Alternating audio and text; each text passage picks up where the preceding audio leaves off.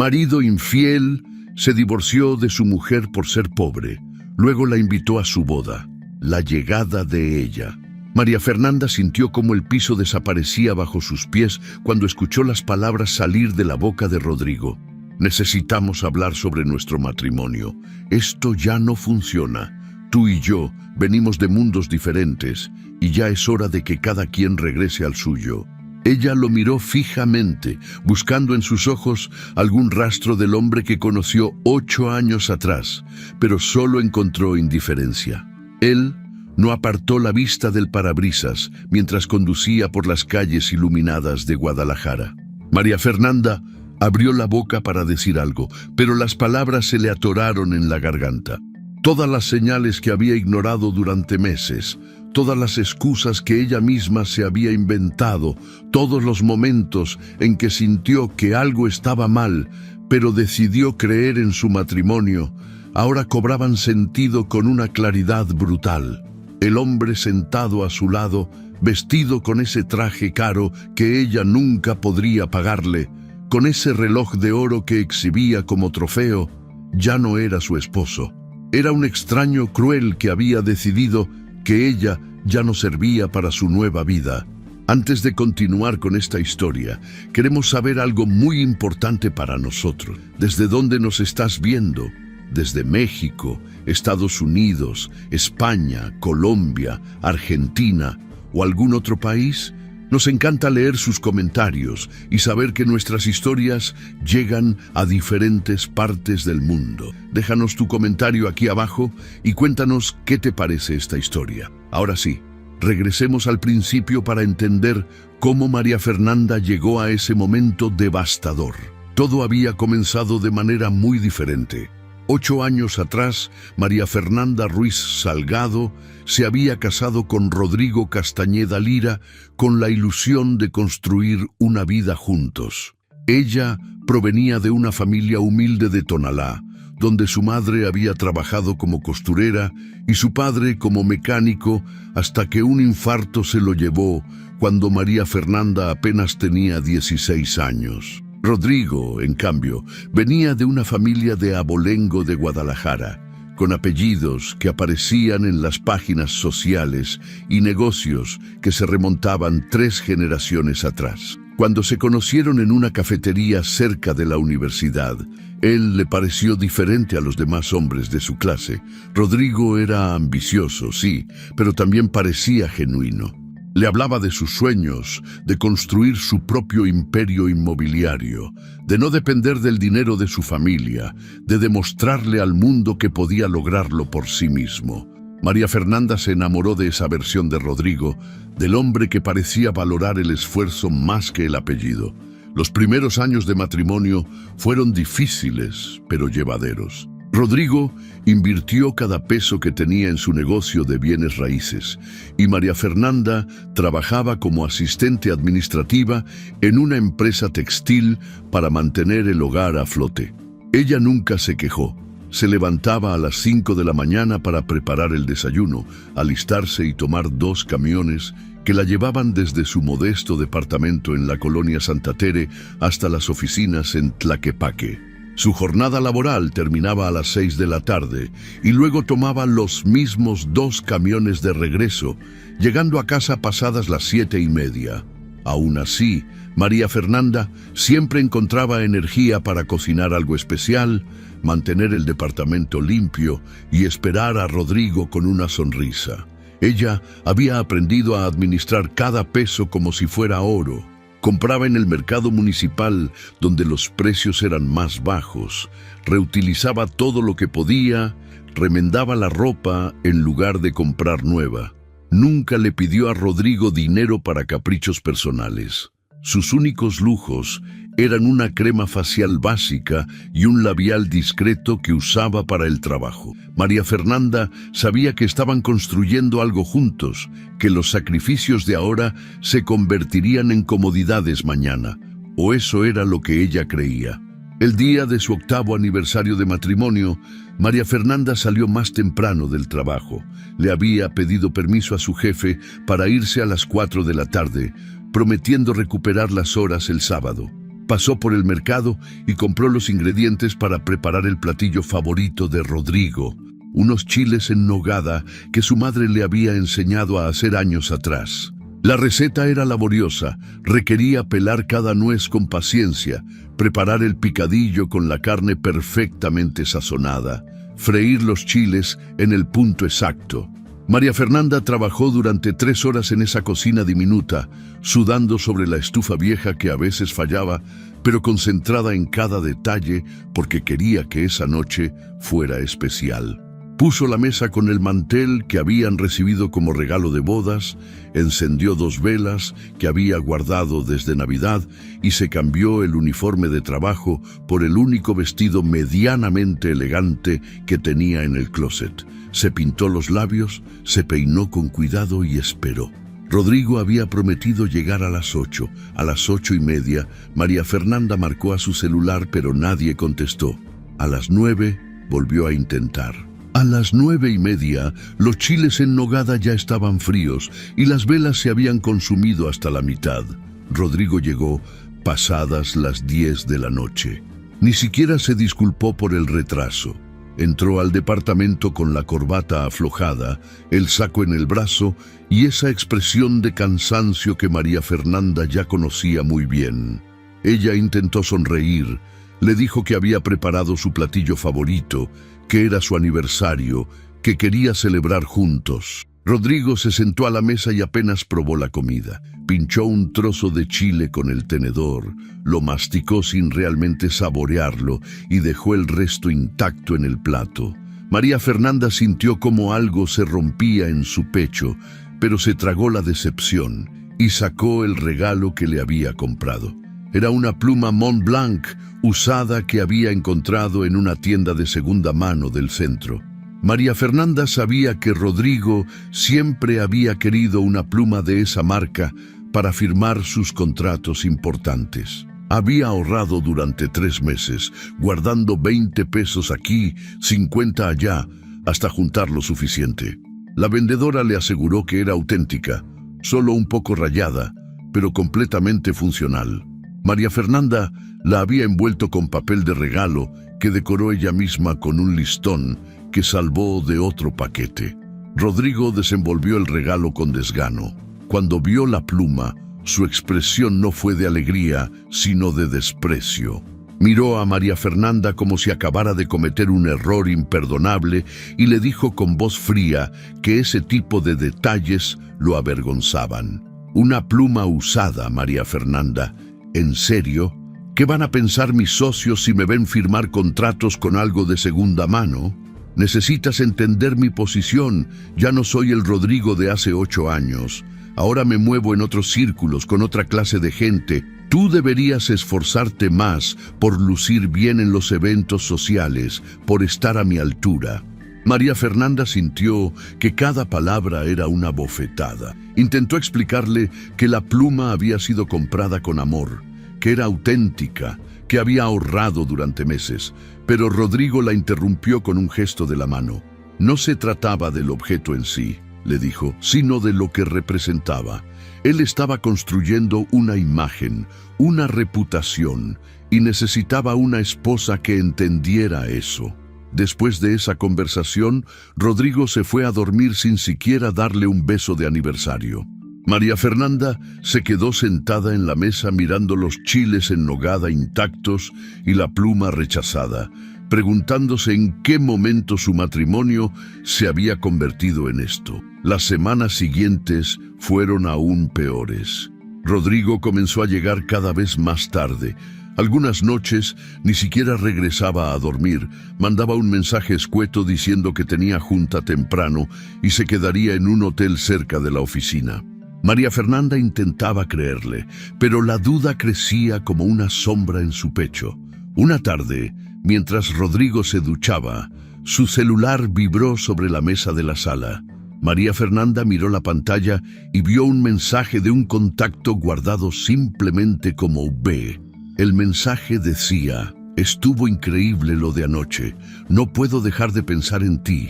Nos vemos el viernes, guapo. El corazón de María Fernanda latió tan fuerte que sintió que se le iba a salir del pecho. Cuando Rodrigo salió del baño, ella lo confrontó. Le mostró el mensaje con manos temblorosas y le exigió una explicación. Rodrigo ni siquiera se inmutó. Le arrebató el teléfono de las manos y le dijo que era una paranoica, que B era un socio de negocios, que el mensaje obviamente se refería a una cena empresarial exitosa, que ella estaba sacando las cosas de contexto porque tenía baja autoestima y problemas de inseguridad. ¿Sabes cuál es tu problema, María Fernanda? Que no confías en ti misma y por eso no confías en mí. En lugar de estar revisando mi teléfono como una celosa, deberías concentrarte en mejorarte a ti misma, en verte mejor, en ser alguien de quien yo pueda sentirme orgulloso. María Fernanda se quedó sin palabras. Rodrigo tenía esa habilidad de voltear las cosas, de hacer que ella se sintiera culpable por tener dudas legítimas. Esa noche, ella lloró en silencio mientras Rodrigo dormía a su lado como si nada hubiera pasado. Se preguntó si realmente estaba exagerando, si sus celos eran injustificados, si el problema era ella y no él. La situación empeoró cuando, una mañana de sábado, doña Mercedes apareció sin avisar en el departamento. María Fernanda estaba limpiando cuando escuchó los golpes autoritarios en la puerta. Abrió y se encontró con su suegra, vestida con un traje sastre color perla, lentes oscuros a pesar de estar bajo techo y un bolso de marca que probablemente costaba más que 3 meses de sueldo de María Fernanda. «Buenos días, doña Mercedes, pase por favor», intentó decir con amabilidad, pero la mujer entró sin esperar invitación. Doña Mercedes recorrió el departamento con mirada crítica. Tocó los muebles como si fueran a contagiarle algo. Arrugó la nariz al ver las cortinas desteñidas. Frunció el ceño ante los platos despotillados que se alcanzaban a ver en la cocina. Finalmente, se sentó en el sillón más alejado de la puerta y miró a María Fernanda con esa expresión que ella conocía bien. Esa mezcla de lástima y desprecio que las mujeres de clase alta reservan para quienes consideran por debajo de ellas. «María Fernanda, necesito hablar contigo de mujer a mujer», comenzó doña Mercedes. «Mi hijo ha logrado cosas importantes en estos años. Su negocio está creciendo, se está moviendo en círculos donde el apellido y las apariencias importan. Tú eres una buena mujer, no lo niego, pero seamos honestas, no estás a su altura. Mira este lugar, mira cómo vistes, mira cómo hablas. Rodrigo necesita una esposa que pueda acompañarlo a eventos de alto nivel, que sepa moverse en sociedad, que tenga la elegancia y la clase que su posición requiere. Tú has hecho lo que has podido, pero el amor no es suficiente cuando se trata de construir un futuro. Deberías tener la dignidad de dejarlo ir, de permitirle encontrar a alguien más adecuado». María Fernanda sintió que le echaban agua helada encima. Intentó defenderse. Le explicó a doña Mercedes todo lo que había sacrificado por ese matrimonio, las madrugadas, los camiones, los trabajos extras, los años de vivir con lo mínimo para que Rodrigo pudiera invertir en su negocio. Le recordó que cuando ellos se casaron, Rodrigo no tenía nada más que sueños y que ella había estado ahí sosteniendo esos sueños con sus propias manos. Pero doña Mercedes la interrumpió con una frialdad que cortaba más que cualquier cuchillo. «El sacrificio sin resultados es solo mediocridad disfrazada de virtud, María Fernanda. Tú te sacrificaste, sí, pero no evolucionaste. Seguiste siendo la misma muchacha humilde de Tonalá mientras mi hijo se convertía en un empresario exitoso. Eso no es culpa tuya, es simplemente la realidad. Algunas personas nacen para ciertos mundos y otras no. Tú hiciste tu parte, ahora déjalo ir». Después de que doña Mercedes se fue, María Fernanda se desplomó en el sillón y lloró durante horas. Por primera vez en 8 años, se permitió cuestionar si todo había valido la pena. Pero algo dentro de ella, tal vez el orgullo, tal vez el amor que aún sentía por Rodrigo, le dijo que no podía rendirse sin intentarlo una vez más. Decidió hacer un último esfuerzo por salvar su matrimonio. María Fernanda pidió un pequeño préstamo a una compañera de trabajo. Con ese dinero fue a una boutique en el centro y compró un vestido negro sencillo pero elegante, unos zapatos de tacón que le lastimaban los pies y se hizo arreglar el cabello en una estética económica. Rodrigo tenía una cena empresarial importante esa semana en el restaurante más exclusivo de Guadalajara y ella estaba determinada a acompañarlo y demostrarle que podía estar a su altura. La noche de la cena, María Fernanda se arregló con más cuidado que nunca. Se maquilló siguiendo tutoriales que había visto en YouTube. Se puso el vestido nuevo y los zapatos que ya le estaban formando ampollas antes de salir de casa. Cuando Rodrigo la vio, asintió con aprobación tibia. Así está mejor, fue todo lo que dijo. Durante el trayecto al restaurante, él no dejó de darle indicaciones. No hables demasiado, sonríe, pero no te rías fuerte. Si alguien pregunta por tu trabajo, di que eres consultora administrativa. Suena mejor que asistente. El restaurante era impresionante. Manteles blancos cubiertos de plata, copas de cristal que reflejaban la luz de las lámparas de araña. María Fernanda se sintió fuera de lugar inmediatamente, pero mantuvo la compostura. Rodrigo la presentó a sus socios como su esposa, sin mencionar su nombre completo, como si ella fuera un accesorio más de su atuendo. Y entonces la vio. Vanessa López llegó como si fuera la estrella de una película. Rubia platinada, vestido rojo que abrazaba cada curva de su cuerpo, tacones altísimos y una sonrisa que mostraba dientes perfectamente blancos. Se acercó a la mesa con la confianza de quien sabe que todos los ojos están puestos en ella. Rodrigo se puso de pie inmediatamente para saludarla. El abrazo que se dieron duró demasiado. La forma en que sus manos se tocaron fue demasiado familiar. «Vanessa, te presento a María Fernanda, mi esposa», dijo Rodrigo con un tono que no sonaba orgulloso sino casi apologético. Vanessa extendió su mano con uñas perfectamente arregladas y le dio un apretón flojo, de esos que la gente da cuando no tiene interés real en conocer a alguien.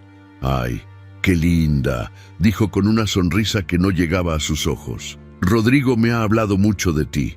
Durante toda la cena, María Fernanda observó cómo Rodrigo y Vanessa interactuaban.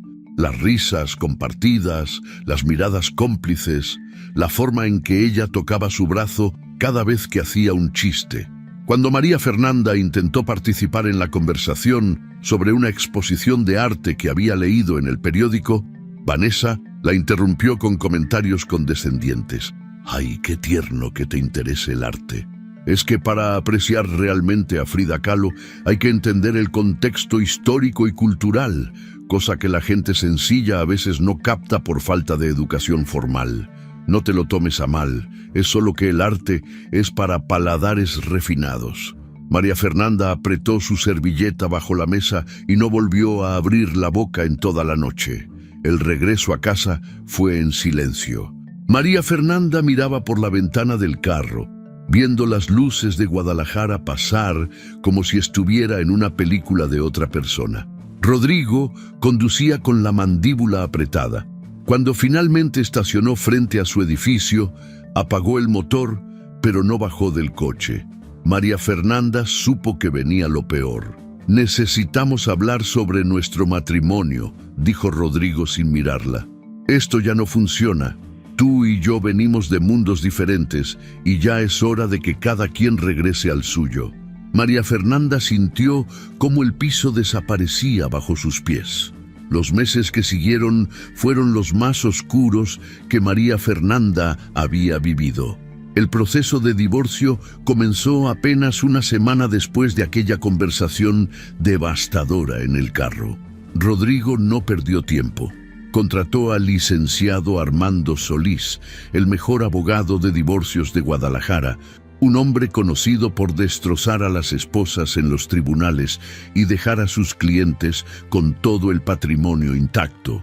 María Fernanda, por su parte, apenas pudo costear los servicios de una abogada recién egresada que trabajaba en un despacho pequeño cerca del mercado de San Juan de Dios. Las audiencias fueron una humillación tras otra. El licenciado Solís argumentó con documentos y testigos que María Fernanda no había contribuido económicamente al patrimonio matrimonial de manera significativa. Presentó estados de cuenta bancarios que mostraban que el departamento había sido comprado con un préstamo otorgado por la familia Castañeda, que todos los muebles habían sido pagados por Rodrigo, que incluso el carro en el que se transportaban estaba registrado únicamente a nombre de él.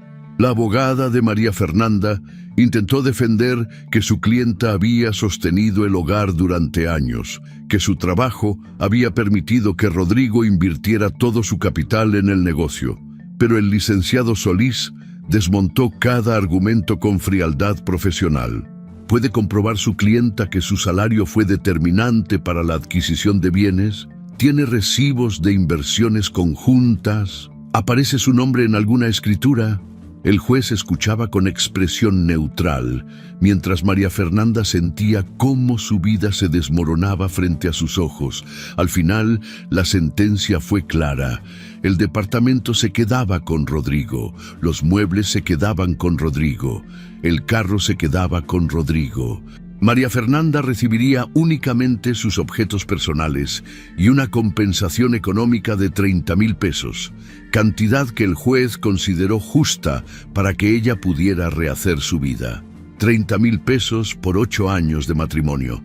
María Fernanda firmó los papeles del divorcio con manos temblorosas en una oficina fría del juzgado familiar. Rodrigo ni siquiera apareció ese día. Mandó a su abogado a representarlo. Cuando la abogada de María Fernanda le entregó la copia de la sentencia, ella la guardó en su bolsa sin mirarla y salió del edificio sintiendo que caminaba en automático. Afuera llovía. No traía paraguas. Se paró en la esquina viendo pasar los carros, empapándose, sin saber exactamente hacia dónde ir ni qué hacer con el resto de su vida. El día de la expulsión llegó un martes lluvioso de noviembre. María Fernanda había tenido 2 semanas para desalojar el departamento según lo estipulado en la sentencia, pero la realidad es que no tenía a dónde ir. Había intentado buscar cuartos en renta, pero con su sueldo de asistente administrativa y sin referencias sólidas, nadie quería arrendarle. Estaba revisando anuncios clasificados en el periódico cuando escuchó los golpes autoritarios en la puerta. 3 golpes secos, contundentes, que no dejaban espacio para la cortesía. Abrió y se encontró con doña Mercedes, parada bajo un paraguas negro, vestida con un impermeable beige y botas de agua que probablemente costaban más que el sueldo mensual de María Fernanda. Detrás de ella, 2 trabajadores de mudanzas esperaban con cajas de cartón vacías. Doña Mercedes no saludó, simplemente entró empujando la puerta y dijo con voz fría que había venido a supervisar personalmente el desalojo para asegurarse de que todo quedara en orden. María Fernanda sintió que algo se quebraba dentro de su pecho, pero mantuvo la compostura. «Bueno, solo necesito unas horas para empacar mis cosas», intentó decir, pero doña Mercedes negó con la cabeza. «No tienes horas. Tienes lo que tarde en supervisar que no te lleves nada que no sea tuyo. Los muchachos te van a ayudar a meter tus pertenencias en estas cajas. Todo lo demás se queda aquí». Durante las siguientes 2 horas, María Fernanda vivió la experiencia más degradante de su vida.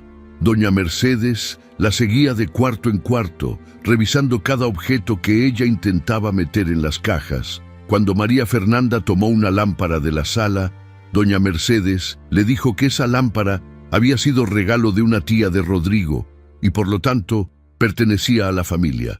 Cuando intentó llevarse un juego de sábanas, doña Mercedes le recordó que esas sábanas habían sido compradas con dinero de Rodrigo. Cuando María Fernanda empacó sus libros, doña Mercedes los revisó uno por uno para asegurarse de que entre las páginas no llevara documentos importantes o dinero escondido. Al final, María Fernanda pudo llevarse solo su ropa, algunos zapatos viejos, artículos de higiene personal, 3 libros que había comprado con su propio dinero antes de casarse y algunas fotografías familiares. Todo cabía en 2 cajas de cartón medianas. 8 años de vida matrimonial reducidos a 2 cajas. Los trabajadores bajaron las cajas y las dejaron en la banqueta bajo la lluvia. María Fernanda salió detrás de ellos, cargando su bolsa en el hombro, sin saber exactamente qué hacer. Antes de irse, doña Mercedes sacó un sobre manila de su bolso y se lo extendió a María Fernanda. «Esto es más de lo que mereces», le dijo con voz cargada de desprecio. «Son 10,000 pesos adicionales a lo que te dio el juez. Es un gesto de generosidad de nuestra familia para que no andes diciendo por ahí que te dejamos en la calle sin nada. Úsalo para encontrar a alguien de tu nivel, alguien que venga del mismo lugar que tú. Una mujer sin fortuna no merece un apellido como el nuestro». María Fernanda tomó el sobre porque no le quedaba otra opción. Necesitaba ese dinero para sobrevivir. Doña Mercedes subió a su camioneta y se fue sin decir nada más, dejando a María Fernanda parada en la banqueta con sus 2 cajas empapándose bajo la lluvia. Los vecinos que habían sido sus conocidos durante 8 años la miraban desde las ventanas, pero nadie salió a ayudarla. Ella se quedó ahí parada, viendo cómo el agua mojaba el cartón de las cajas, sintiendo cómo la lluvia se mezclaba con las lágrimas que ya no podía contener. Finalmente, llamó un taxi. El conductor la miró con lástima cuando le pidió que la llevara a una dirección en el centro de Guadalajara que había encontrado en un anuncio pegado en un poste. Era un cuarto de azotea en una vecindad vieja de la colonia Analco. Cuando llegaron, el taxista la ayudó a bajar las cajas y le deseó suerte. María Fernanda subió las escaleras estrechas y oxidadas que llevaban a la azotea, cargando las cajas que ahora pesaban el triple por el agua, sintiendo cómo sus piernas temblaban del esfuerzo y de algo más profundo que no era solo cansancio físico. El cuarto que rentó era diminuto. Medía aproximadamente 3 metros por 3 metros. Tenía una cama individual pegada a la pared, un closet de madera carcomida, una mesita con un hornillo eléctrico de 2 parrillas y una silla de plástico. El baño estaba afuera, compartido con otros 3 inquilinos de la vecindad. Había una regadera sin agua caliente y un excusado que a veces no jalaba bien. Las paredes del cuarto eran de tabique sin pintar. El techo era de lámina que hacía un ruido ensordecedor cuando llovía, y por la única ventana se colaba el frío nocturno sin piedad. María Fernanda dejó las cajas en el piso, se sentó en la cama que olía a humedad y miró alrededor. Esto era ahora su vida. Esto era lo que quedaba después de 8 años de matrimonio, de sacrificios, de madrugadas, de sueños compartidos que resultaron ser sueños de una sola persona. Se recostó en esa cama extraña, se cubrió con una cobija delgada que la casera le había prestado y lloró. Lloró como no había llorado nunca. Lloró hasta que se le acabaron las lágrimas, hasta que la garganta le dolió, hasta que el cuerpo entero le temblaba de sollozos. Las semanas siguientes fueron un descenso constante hacia un abismo que María Fernanda no sabía que existía. Intentó mantener su trabajo en la empresa textil, pero la depresión la tenía paralizada. Se levantaba sin fuerzas, llegaba tarde, cometía errores en los documentos, se quedaba viendo la pantalla de la computadora sin procesar realmente lo que estaba haciendo. Su jefe la llamó a su oficina después de 2 semanas y le dijo que entendía que estaba pasando por un momento difícil, pero que la empresa necesitaba gente comprometida. Le dio 1 mes para que mejorara su desempeño o tendría que prescindir de sus servicios. María Fernanda intentó mejorar, pero cada día era una batalla contra sí misma. Se cuestionaba todo. ¿Qué había hecho mal? ¿En qué momento dejó de ser suficiente? ¿Por qué no fue capaz de retener a su esposo? Si realmente era tan mediocre como doña Mercedes le había dicho. Si su madre se sentiría decepcionada de verla así. Las noches en ese cuarto de azotea eran interminables. Escuchaba los ruidos de la vecindad, las parejas peleando, los niños llorando, los perros ladrando, y se sentía más sola que nunca en su vida. El dinero se acabó más rápido de lo que esperaba. Entre la renta del cuarto, la comida, el transporte y los gastos básicos, los 40,000 pesos que tenía se esfumaron en 2 meses. Cuando llegó el tercer mes y no pudo pagar la renta, la casera le dijo que tenía 1 semana para ponerse al corriente o tendría que irse. María Fernanda entró en pánico. No podía perder también ese cuarto. Era lo único que tenía. Fue entonces cuando comenzó a vender empanadas en la calle. Una vecina de la vecindad, doña Lupe, le enseñó una receta sencilla y le prestó una vaporera vieja. María Fernanda usó los últimos pesos que le quedaban para comprar harina, papa, zanahoria y un poco de carne molida. Se levantaba a las 4 de la mañana para preparar las empanadas en ese hornillo diminuto, las ponía en una canasta de mimbre que le regaló doña Lupe y salía a venderlas a las calles del centro de Guadalajara. Al principio fue humillante. María Fernanda, que había sido esposa de un empresario, que había cenado en restaurantes elegantes, que había soñado con un futuro próspero, ahora estaba parada en una esquina gritando empanadas recién hechas a 10 pesos. La gente pasaba sin mirarla. Algunos la veían con lástima, otros con desprecio. Hubo días en que solo vendió 5 empanadas y tuvo que regresar a su cuarto con la canasta casi llena, sabiendo que al día siguiente esas empanadas ya no servirían y habría perdido lo poco que invirtió. Sus manos se agrietaron por el frío de diciembre. Guadalajara en invierno puede ser cruel, especialmente en las mañanas cuando el viento sopla con fuerza. María Fernanda no tenía guantes, no tenía un abrigo adecuado. Se paraba en esa esquina con un suéter delgado y una bufanda deshilachada, sintiendo cómo los dedos se le entumecían, cómo los pies se le hinchaban después de estar parada 10 horas. Algunas personas le compraban empanadas por lástima, podía verlo en sus ojos. Otras le daban propina extra y le decían: échele ganas, ceñito. Cada palabra de aliento era un puñal porque le recordaba lo bajo que había caído. Una tarde de enero, mientras vendía cerca de la plaza de armas, María Fernanda vio algo que hizo que el mundo se detuviera. Una camioneta BMW negra pasó frente a ella. En el asiento del conductor iba Rodrigo, vestido con traje impecable, lentes oscuros, sonriendo. En el asiento del copiloto iba Vanessa con el cabello rubio brillando bajo el sol, riendo de algo que Rodrigo le estaba diciendo. Ellos no la vieron. Pasaron de largo, ajenos completamente a su existencia. Para ellos, María Fernanda ya no existía. Era un fantasma del pasado, alguien que habían dejado atrás sin mirar siquiera por el retrovisor. María Fernanda se quedó paralizada en esa esquina, con su canasta de empanadas, viendo cómo la camioneta se perdía entre el tráfico. Sintió una mezcla de rabia, dolor y una tristeza tan profunda que le costó trabajo respirar. Ellos estaban felices. Ellos estaban juntos. Ellos estaban viviendo la vida que debería haber sido de ella, mientras ella estaba parada en una esquina vendiendo empanadas para poder comer. En ese momento, María Fernanda entendió que para Rodrigo y Vanessa, ella nunca había importado realmente. Había sido solo un escalón en el camino de Rodrigo hacia donde él realmente quería llegar. Esa noche, María Fernanda apenas pudo dormir.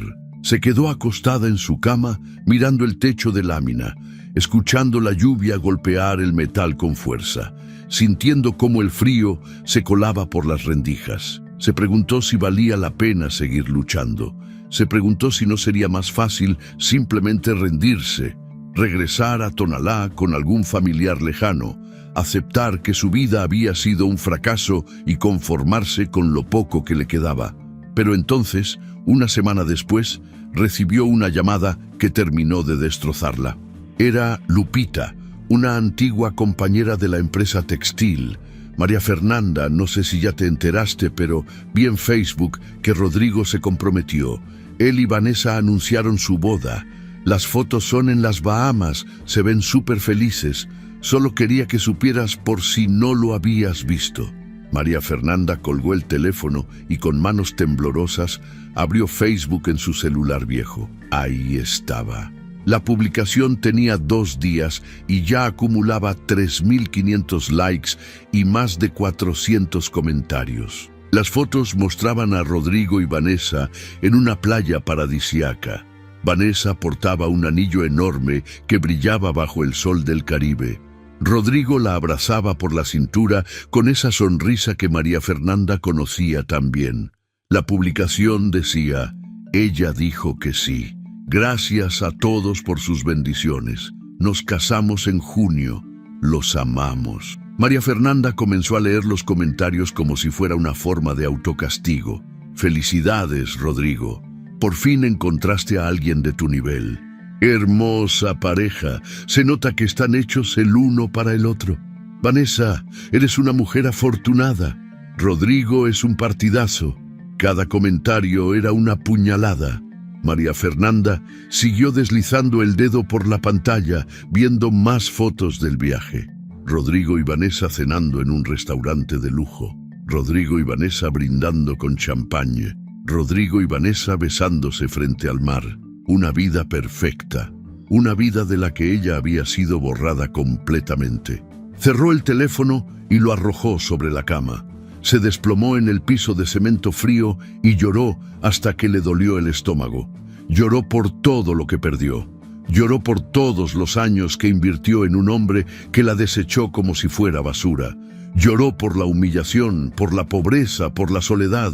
Lloró hasta quedarse dormida ahí mismo, en el piso, con el cuerpo hecho un ovillo, sin fuerzas para levantarse y meterse a la cama. Despertó con el cuerpo adolorido y la garganta seca.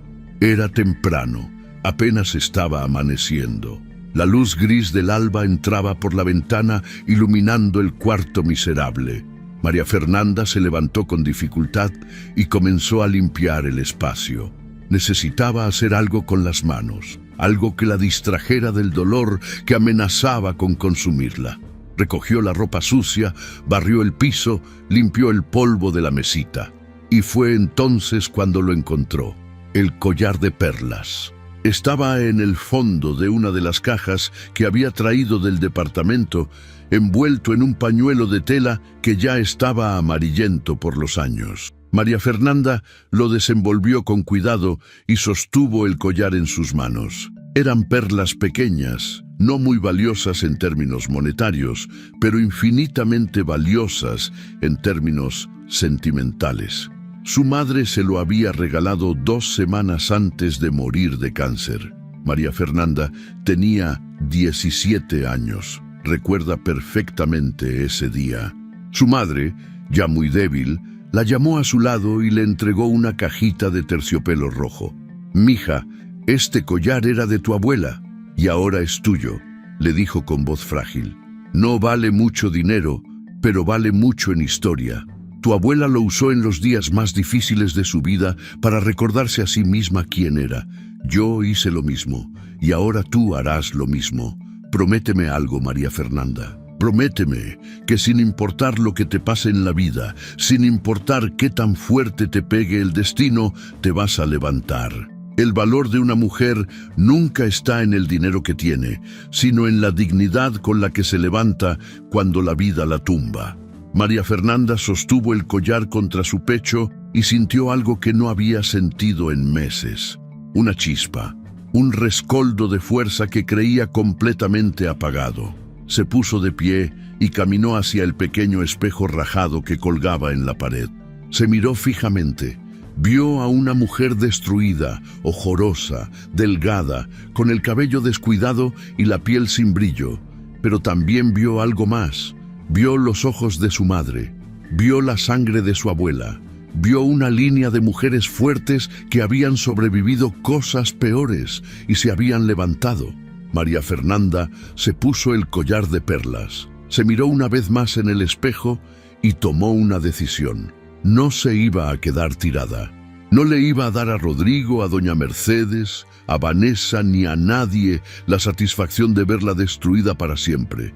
Se iba a levantar, no por él, no por demostrarle nada a nadie, sino por ella misma, por su dignidad, por su madre, por todas las mujeres que vinieron antes y que se negaron a quedarse en el piso. «Voy a levantarme», se dijo en voz alta, mirándose fijamente en ese espejo rajado. «No sé cómo, no sé cuánto tiempo me tome, pero me voy a levantar. Y cuando lo haga, voy a ser alguien de quien mi madre estaría orgullosa. No por él, sino por mí». María Fernanda dejó de vender empanadas 3 semanas después de aquella mañana frente al espejo. No porque las empanadas no se vendieran, sino porque entendió que necesitaba hacer algo que la conectara con quien realmente era. Recordó que de niña, en Tonalá, su madre le había enseñado a hacer pulseras de hilo para vender en la calle durante las fiestas patronales. Recordó también cómo disfrutaba combinar colores, crear patrones, ver cómo algo simple se transformaba en algo bonito entre sus manos. Con los últimos pesos que le quedaban de la venta de empanadas, María Fernanda compró hilos de colores, cuentas baratas, alambre delgado y un poco de arcilla polimérica en una mercería del centro. Se sentó en su cuarto de azotea durante 3 noches seguidas, viendo tutoriales en YouTube sobre técnicas de bisutería y artesanía. Sus primeros intentos fueron desastrosos. Las pulseras quedaban disparejas, los nudos se deshacían, los aretes de arcilla se quebraban al hornearlos en el horno eléctrico improvisado. Pero María Fernanda no se rindió. Deshacía y volvía a empezar, una y otra vez, hasta que sus manos recordaron la destreza que tenían cuando era niña. Después de 2 semanas de práctica constante, María Fernanda logró crear un pequeño inventario de 20 pulseras, 15 pares de aretes y algunos portarretratos decorados con técnica de decoupage. Los empaqueó con cuidado en una caja de zapatos y tomó el camión hacia Tlaquepaque. Había escuchado que el mercado de artesanías aceptaba vendedores ambulantes los fines de semana si pagaban una cuota mínima por el espacio. Llegó un sábado a las 7 de la mañana. Pagó 50 pesos por un pedazo de banqueta y extendió sus productos sobre un zarape que había traído de casa. Las primeras horas fueron desalentadoras. La gente pasaba, miraba de reojo y seguía caminando. María Fernanda veía cómo otros vendedores, con puestos más establecidos, atraían clientes, mientras que ella permanecía invisible. A las 2 de la tarde, solo había vendido 2 pulseras. Sintió la tentación de recoger todo e irse, pero algo dentro de ella le dijo que se quedara. Al final del día logró vender 7 piezas. No era mucho, pero era un inicio. Regresó el siguiente sábado, y el siguiente, y el siguiente. Cada semana aprendía algo nuevo. Observaba qué colores llamaban más la atención, qué diseños se vendían mejor, qué comentarios hacían los clientes. Una señora le dijo que sus pulseras eran bonitas, pero que deberían tener cierres más seguros. María Fernanda investigó en internet sobre tipos de cierres y mejoró su técnica. Un turista extranjero le comentó que los aretes serían más atractivos si tuvieran empaques bonitos. María Fernanda compró bolsitas de organza baratas y empezó a presentar sus productos con más cuidado. Poco a poco, las ventas aumentaron.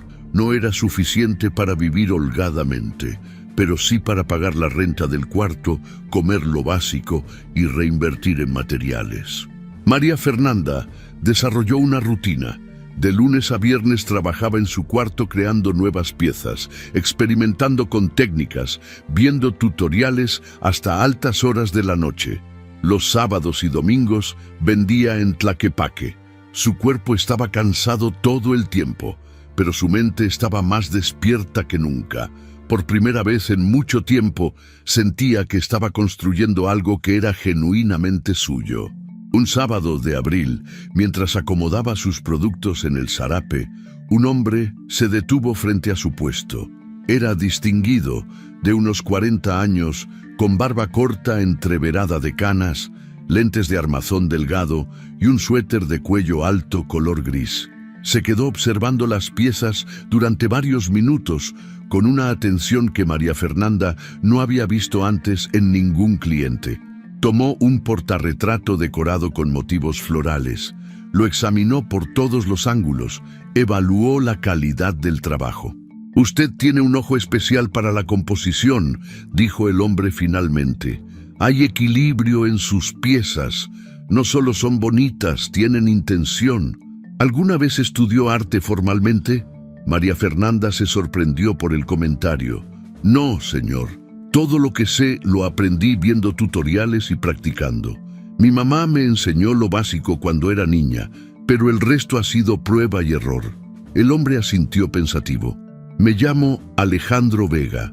Soy crítico de arte y curador de galerías. Trabajo principalmente con artistas contemporáneos, pero también me interesa el arte popular y la artesanía de calidad. Lo que usted hace tiene potencial. ¿Le gustaría aprender más sobre composición, teoría del color, historia del arte?» María Fernanda no supo qué responder. Le pareció surreal que un crítico de arte estuviera hablándole de potencial cuando ella apenas estaba sobreviviendo. «Claro que me gustaría, pero las clases de arte son caras y yo apenas tengo para comer», respondió con honestidad. Alejandro sonrió. «No estoy hablando de clases caras. Los domingos por la mañana doy talleres gratuitos de apreciación artística en mi galería para jóvenes artistas emergentes. Son solo 2 horas, de 10 a 12. Si le interesa, puede venir. No hay costo, solo pido compromiso». María Fernanda sintió que algo dentro de ella se encendía. Le dio las gracias varias veces, tomó la dirección que Alejandro le escribió en una tarjeta y prometió estar ahí el siguiente domingo. Cuando el hombre se fue después de comprarle 3 portarretratos, ella se quedó mirando la tarjeta durante largo rato. Galería Vega, calle Morelos, 284, Centro Histórico. El siguiente domingo, María Fernanda llegó 15 minutos antes de la hora.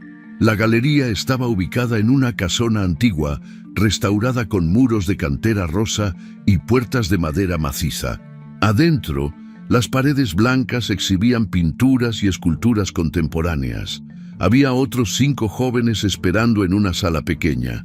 Alejandro los recibió con café y pan dulce y comenzó la clase hablando sobre la importancia del color en la obra de Frida Kahlo. María Fernanda escuchó cada palabra como si fuera oxígeno.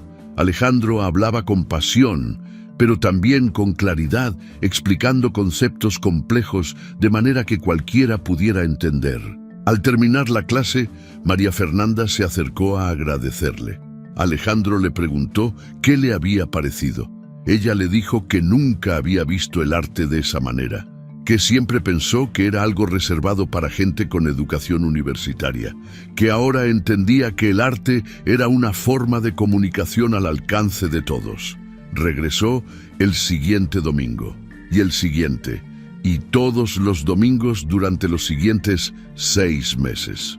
Aprendió sobre composición, sobre la teoría del color, sobre movimientos artísticos, sobre artistas mexicanos que como ella habían venido de la pobreza, pero habían creado obras invaluables. Cada clase le abría un mundo nuevo. María Fernanda comenzó a aplicar lo aprendido en sus artesanías. Sus pulseras ya no eran solo bonitas, tenían un concepto detrás. Sus portarretratos contaban historias visuales. La calidad de su trabajo mejoró notablemente y las ventas aumentaron. Pero María Fernanda sabía que las artesanías no serían suficientes si quería realmente cambiar su vida.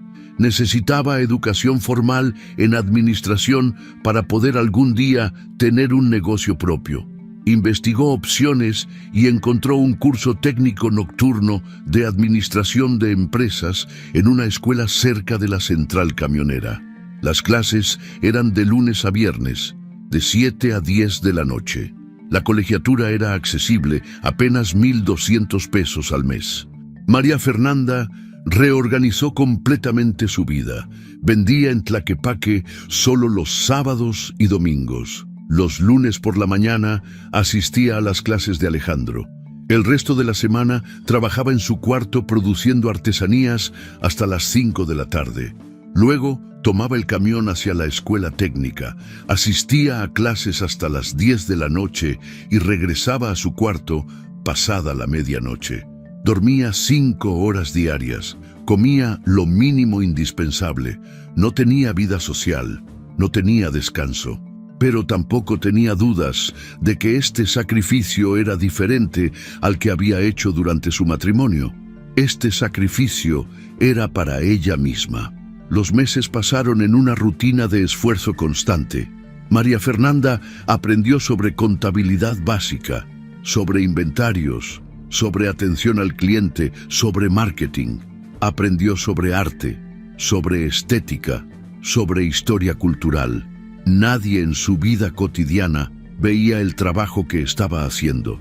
Los demás vendedores del mercado solo sabían que vendía artesanías los fines de semana. Los vecinos de la vecindad solo sabían que era una mujer callada que entraba y salía a horas extrañas. Ni siquiera Alejandro conocía el alcance completo de su rutina, pero María Fernanda sabía que estaba construyendo algo sólido.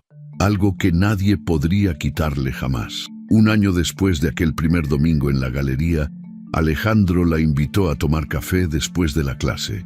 Se sentaron en una cafetería del centro y él le hizo una propuesta que cambiaría todo.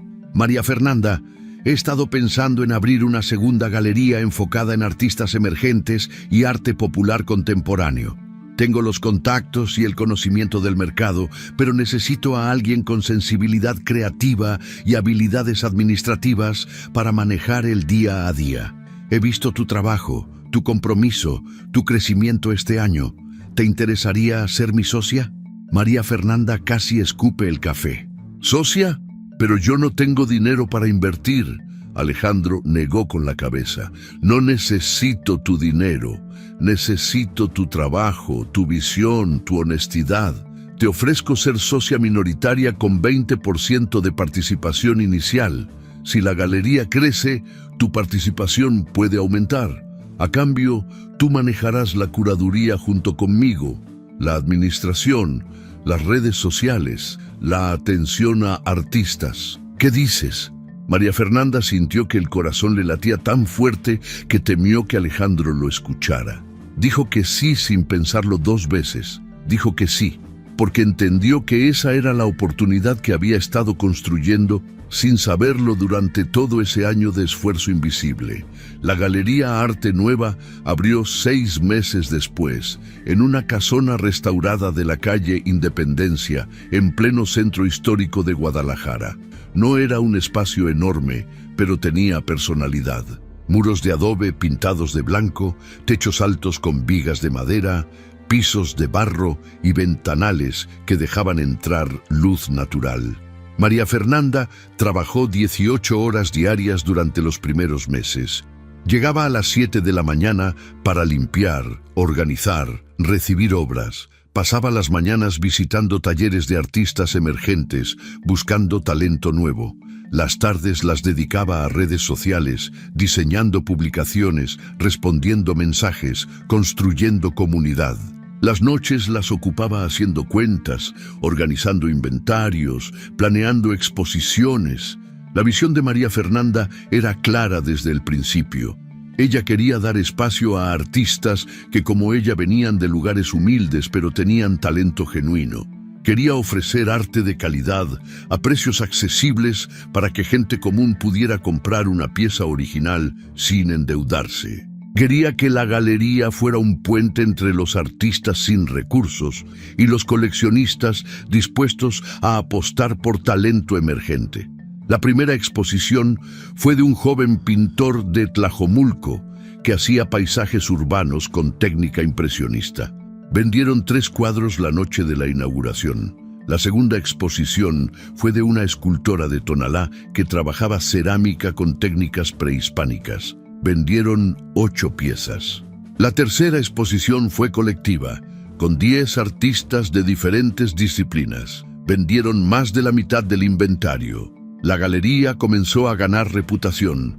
Los medios locales empezaron a mencionar Arte Nueva como un espacio que estaba renovando la escena cultural tapatía. María Fernanda nunca buscó reflectores para ella misma.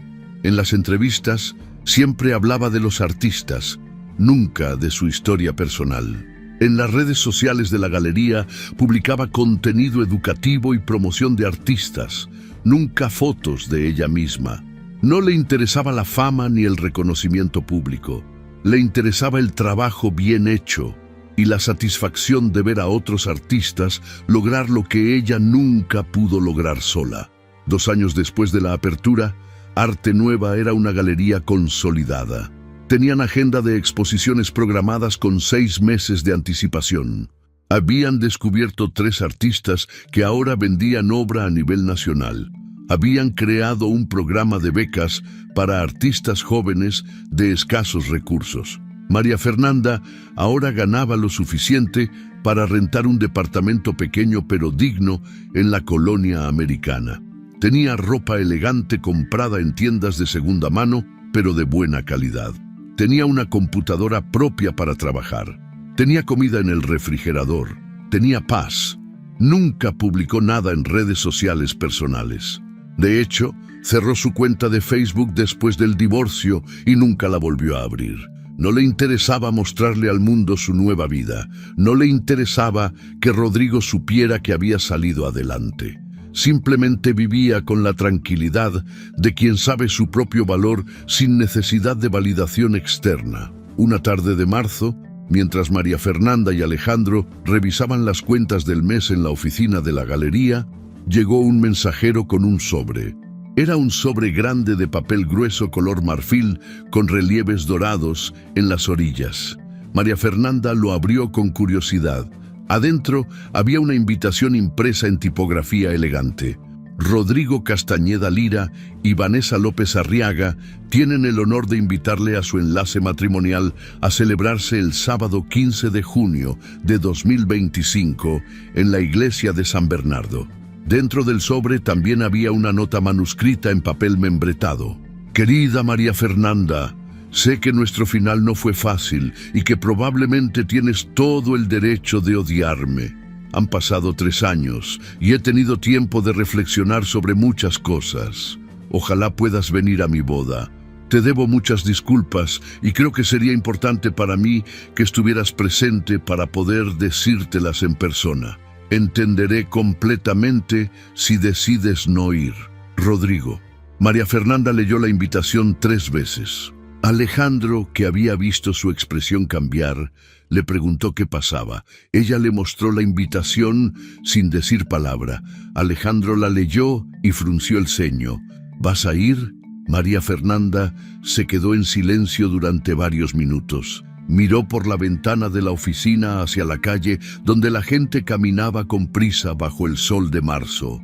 Pensó en la mujer que había sido 3 años atrás, llorando en un cuarto de azotea, sintiéndose la persona más miserable del mundo. Pensó en todo el camino recorrido, en cada madrugada de trabajo, en cada clase, en cada pequeña victoria que nadie había visto, pero que ella había construido con sus propias manos. Pensó en el collar de perlas que ahora guardaba en su joyero y que ya no necesitaba usar todos los días porque su valor personal ya no dependía de recordatorios externos. Finalmente sonrió. Era una sonrisa extraña, mezcla de tristeza por lo que fue y determinación por lo que es ahora. Voy a ir, le dijo a Alejandro. No porque él me lo pida, no porque necesite sus disculpas.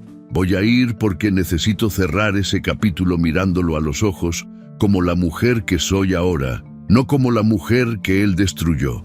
Alejandro asintió. ¿Quieres que te acompañe? María Fernanda lo miró agradecida. Me encantaría. Las semanas siguientes, María Fernanda siguió trabajando en la galería con la misma dedicación de siempre. No pensaba constantemente en la boda, no se obsesionaba con qué diría o cómo reaccionaría Rodrigo. Simplemente dejó que los días pasaran con naturalidad. Una semana antes del evento, fue a una boutique discreta del centro donde una amiga diseñadora vendía ropa elegante a precios justos. Eligió un vestido color marfil, sencillo pero sofisticado, con corte recto y manga 3/4. No quería llamar la atención, no quería competir con nadie, solo quería verse como quien era ahora, una mujer digna, trabajadora, exitosa en sus propios términos. La noche anterior a la boda, María Fernanda se probó el vestido frente al espejo de su departamento. Se puso el collar de perlas de su madre. Se miró con atención. La mujer que veía reflejada era completamente diferente a aquella que había salido llorando con una caja de cartón 3 años atrás. Esta mujer tenía la espalda recta. Esta mujer tenía la mirada tranquila. Esta mujer sabía exactamente quién era y cuánto valía. Estaba lista. El sábado 15 de junio amaneció con un cielo despejado sobre Guadalajara. La iglesia de San Bernardo, ubicada en una de las zonas más exclusivas de la ciudad, había sido transformada en un escenario digno de revista. Arreglos florales blancos de rosas, alcatraces y gardenias cubrían cada rincón del templo. Una alfombra roja se extendía desde la entrada principal hasta el altar. Las bancas de madera antigua estaban decoradas con lazos de seda blanca y pequeños ramos de flores atados con listones dorados. Los vitrales históricos del templo dejaban pasar la luz del mediodía, creando reflejos de colores sobre el piso de mármol. Los invitados comenzaron a llegar desde las 11 de la mañana. Eran más de 300 personas de la alta sociedad tapatía. Empresarios con trajes de diseñador, mujeres con vestidos de boutiques exclusivas, joyas que brillaban bajo la luz filtrada por los vitrales.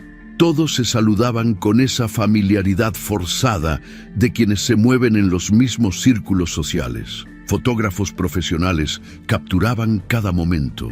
Un camarógrafo recorría los pasillos documentando todo para el video de la boda.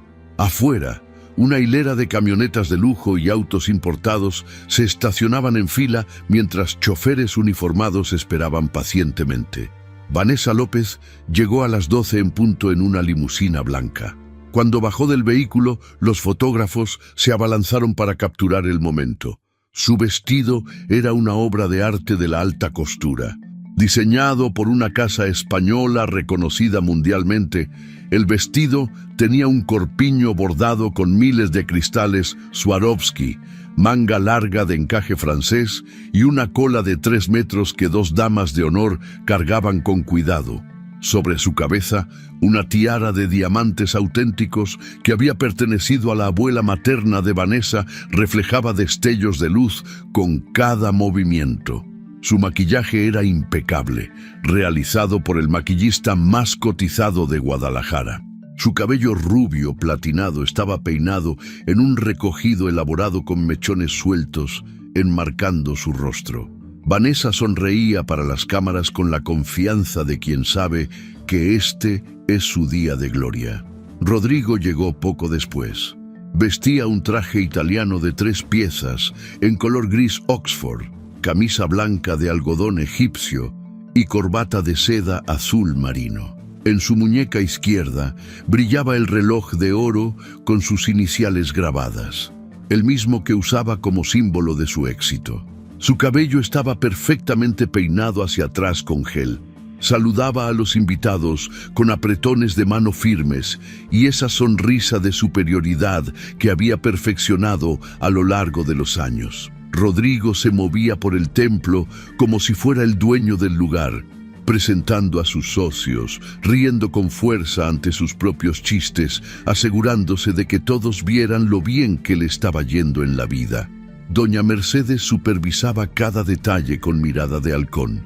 Vestida con un traje sastre color champán y un collar de perlas auténticas de 3 vueltas, caminaba de un lado a otro verificando que las flores estuvieran bien acomodadas, que los músicos tuvieran todo listo, que el sacerdote supiera exactamente cómo debía desarrollarse la ceremonia.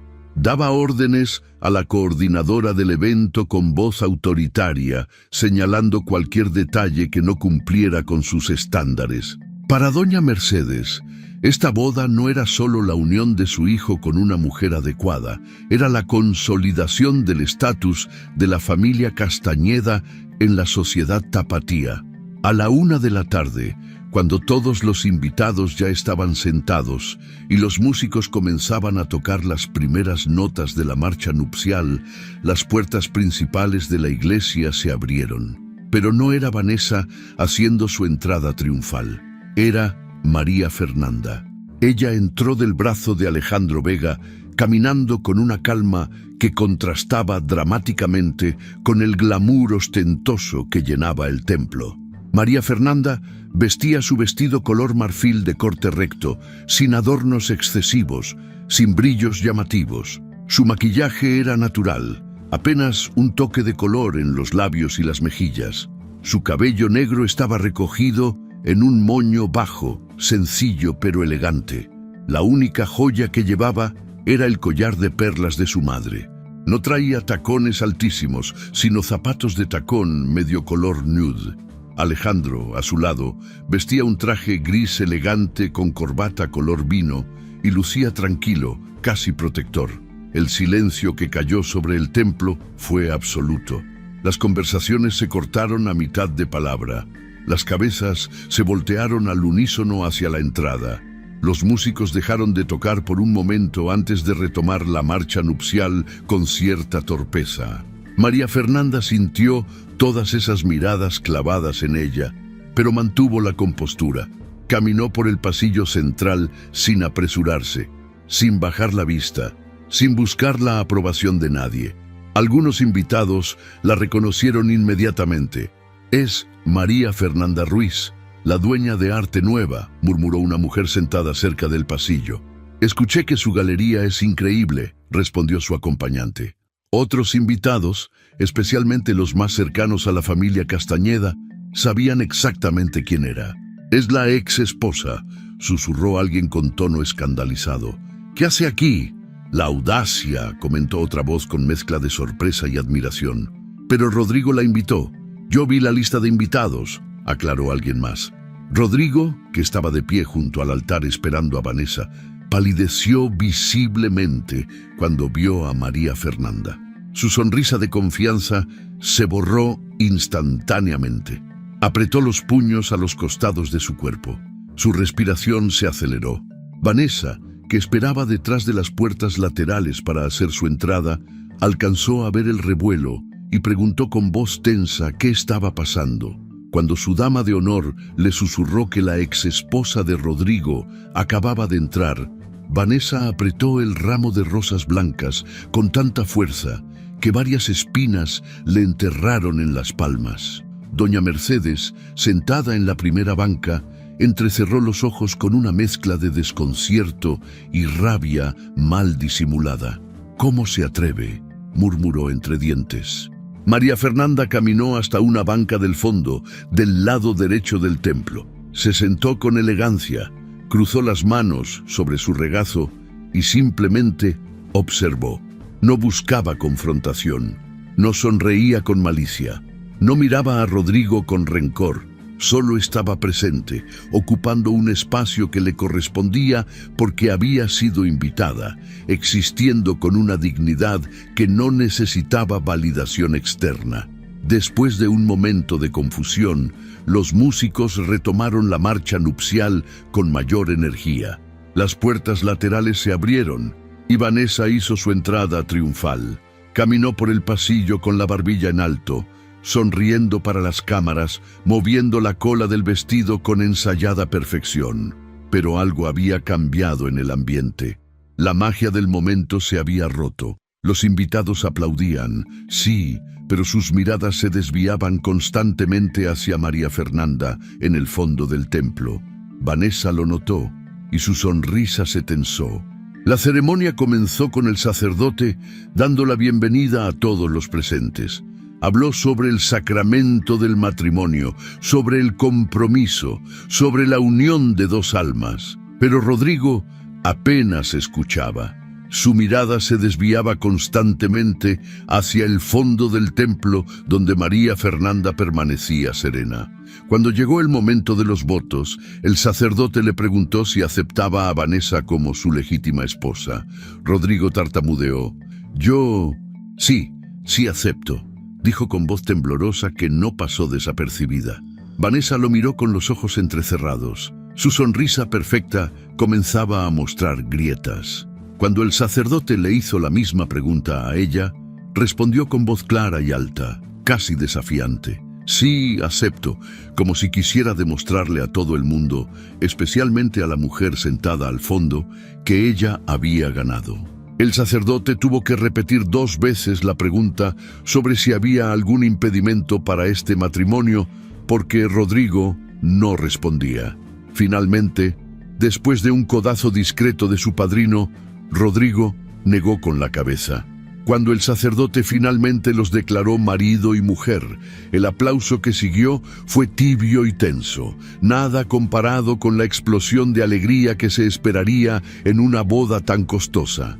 Rodrigo besó a Vanessa de manera mecánica, sin la pasión que debería tener ese primer beso como esposos. La recepción se llevaba a cabo en el salón La Hacienda del Sol, un lugar exclusivo con jardines amplios, fuentes de cantera y salones decorados con elegancia colonial. Las mesas estaban cubiertas con manteles color marfil, centros de mesa con rosas blancas y velas aromáticas. Una mesa de honor elevada en una tarima esperaba a los novios. Una barra libre con las mejores marcas de licor estaba lista. Meseros uniformados circulaban con charolas de canapés. Una banda de música en vivo tocaba jazz suave. María Fernanda y Alejandro se sentaron en una mesa alejada, cerca del jardín. Habían elegido ese lugar estratégicamente, ni muy cerca de la mesa principal, para no parecer confrontativos, ni escondidos en un rincón, como si tuvieran algo de qué avergonzarse. Simplemente estaban ahí, disfrutando de la música, conversando tranquilamente. No pasó mucho tiempo antes de que los invitados comenzaran a acercarse. Un empresario que había asistido a una exposición en arte nueva se detuvo en su mesa. María Fernanda, qué sorpresa verte aquí. Felicidades por el éxito de la galería. Mi esposa compró una pieza en la última exposición y está feliz. ¿Tienes una tarjeta? Tengo unos amigos coleccionistas que estarían interesados en conocer tu trabajo. Luego se acercó una pareja joven. Somos admiradores de arte nueva. Lo que hacen por los artistas emergentes es increíble. ¿Es cierto que van a abrir una segunda sede? Una mujer mayor, coleccionista reconocida en Guadalajara, se sentó en la silla vacía junto a María Fernanda. Querida, he escuchado maravillas de tu trabajo. Me encantaría que organizaras una exposición privada para mi círculo de amistades. Hablemos la próxima semana. Sin pretenderlo, sin buscarlo, María Fernanda se convirtió en el centro de atención.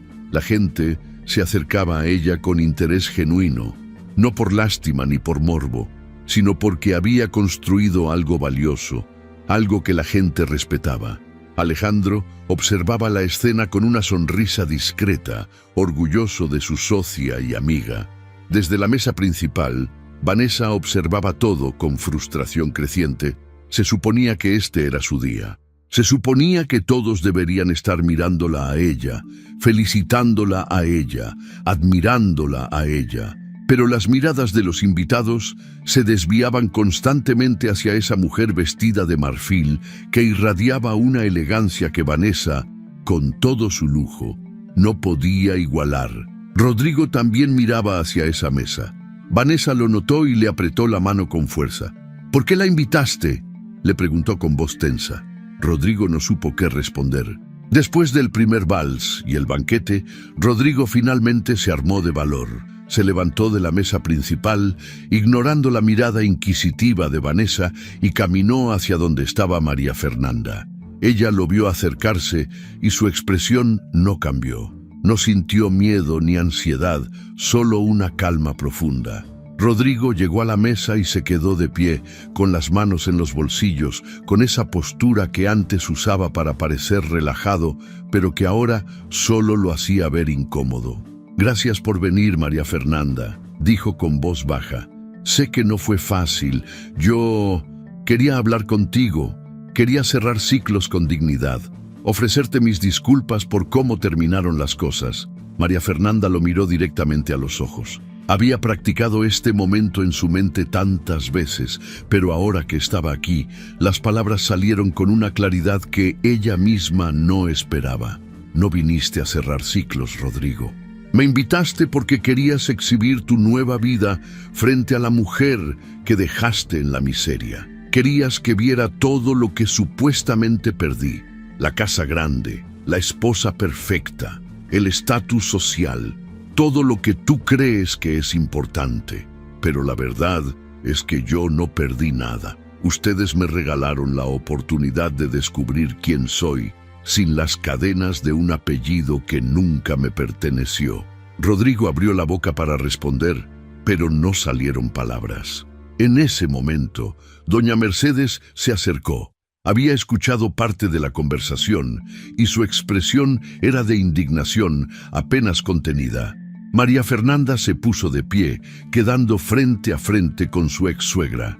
«Doña Mercedes, usted me dijo hace 3 años que una mujer sin fortuna no merece su apellido», dijo María Fernanda con voz tranquila pero firme. «¿Y sabe qué? Tenía razón. Yo no merecía cargar un apellido construido sobre apariencias y desprecio. No merecía estar en una familia donde el valor de una persona se mide por el tamaño de su cuenta bancaria. Así que construí mi propio nombre.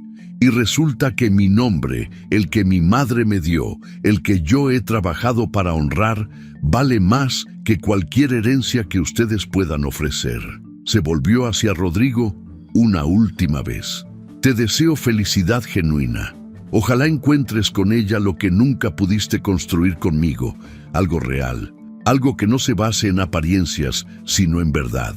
Algo que no se mida en pesos, sino en momentos, porque yo encontré eso y no lo cambio por nada». María Fernanda tomó su bolso. Alejandro se puso de pie y le ofreció el brazo. Ambos caminaron hacia la salida con calma, sin prisa, sin mirar atrás. El salón quedó en silencio absoluto. Los invitados observaban la escena sin atreverse a hacer ruido. Varios bajaron la mirada cuando María Fernanda pasó junto a ellos, como si les diera vergüenza haber sido testigos de la crueldad que ella había sufrido. Doña Mercedes se quedó paralizada, con la boca entreabierta, incapaz de articular la respuesta mordaz que normalmente tendría lista. Rodrigo intentó decir algo, levantó la mano como queriendo detenerla, pero las palabras no salieron. Vanessa, desde la mesa principal, lo miraba exigiendo explicaciones, pero él no podía sostenerle la mirada. Afuera del salón, bajo el cielo estrellado de Guadalajara, María Fernanda respiró profundo. El aire fresco de la noche llenó sus pulmones. Alejandro la miraba con preocupación. «¿Cómo te sientes?». Ella sonrió con una paz genuina que irradiaba desde lo más profundo de su ser. Libre, por primera vez en años, completamente libre. Se quitó los zapatos de tacón y caminó descalza por el jardín del salón, sintiendo el pasto fresco bajo sus pies. Miró hacia las luces de Guadalajara extendiéndose en el horizonte. La ciudad que la había visto caer hasta lo más bajo. La ciudad que también la había visto levantarse. No necesitó gritar, no necesitó venganza. Solo necesitó pararse frente a su pasado con la dignidad intacta. 6 meses después, en un diciembre frío pero luminoso, la Galería Arte Nueva inauguró su segunda sede en la colonia Providencia. El espacio era más grande que el primero, con 2 pisos y capacidad para exposiciones más ambiciosas. La noche de la inauguración, artistas, coleccionistas, periodistas y admiradores llenaron el lugar. María Fernanda, vestida con un traje pantalón negro elegante y por supuesto su collar de perlas, pronunció un discurso frente a todos. «Cuando comencé este proyecto hace 3 años, lo hice desde el lugar más oscuro de mi vida. dijo con voz clara. Había perdido todo lo que creía importante, pero descubrí que cuando pierdes todo, también ganas la oportunidad de reconstruirte sin las limitaciones de quien creías que debías ser.